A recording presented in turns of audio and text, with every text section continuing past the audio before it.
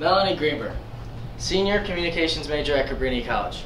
She recently took a trip to Swaziland, Africa, where she worked in the missions. She's joining us today to tell us about her experiences.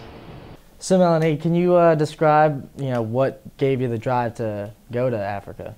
Spring semester, sophomore year, there were two people who came over from Swaziland, Sharon and Simo, and they did a presentation for my ECG class, my ECG 200 with Dr. Zurich, and I don't know what happened. I just kind of decided that that was important to me because I'd always been really interested in working with HIV/AIDS, and then this was orphans and vulnerable children.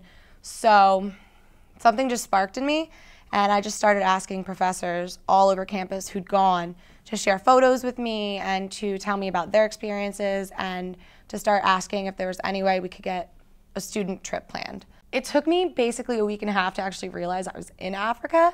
I remember I was sitting next to Dr. Berenbaum while the boys played soccer, which they love over there, and the boys didn't even have shoes or shin guards, and they still were probably better than our team here at Cabrini, sorry. But we were sitting there and we were just watching all these cows and goats walk across the field, and it was just so random, and she goes, "We're sitting in Africa right now." It was really surreal.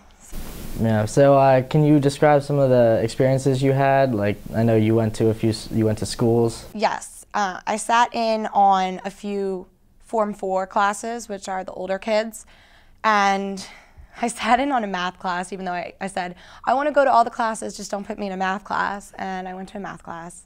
Okay. And I had taken this class, this math, senior year of high school. I don't even know what it was.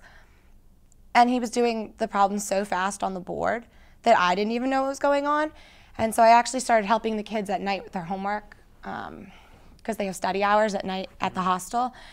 And I felt really good being able to help them with their math, but then also helping them with their English. They didn't know what the word adorable meant. It was really, really emotional for me because we were talking about what they want to be when they're older. And for me, I wanted to tell them to keep pushing because they can do whatever they want, but over there it's really not like that. Well, after your trip, would you say that it kind of changed your whole perspective on life, and would you encourage other people to, leave the country and do, what you did in Africa? In our ECG classes, we always talk about understanding other people from other cultures and actually experiencing it.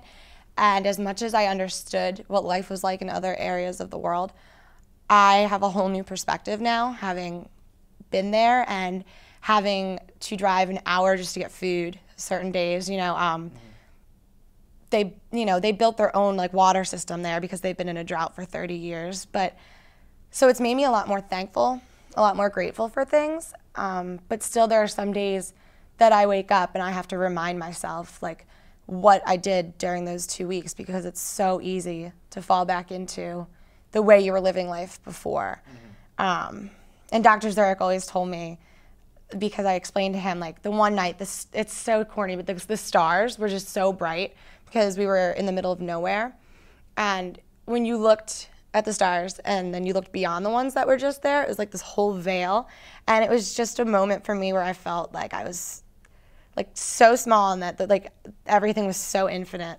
And so he always reminds me to think of that when I'm having a hard time remembering what I did there. Well, Melanie, thank you very much for taking the time out to be with us. Thank you. Well, I'd like to once again thank Melanie for taking the time to be with us. That's all I got for you today. Have a good one.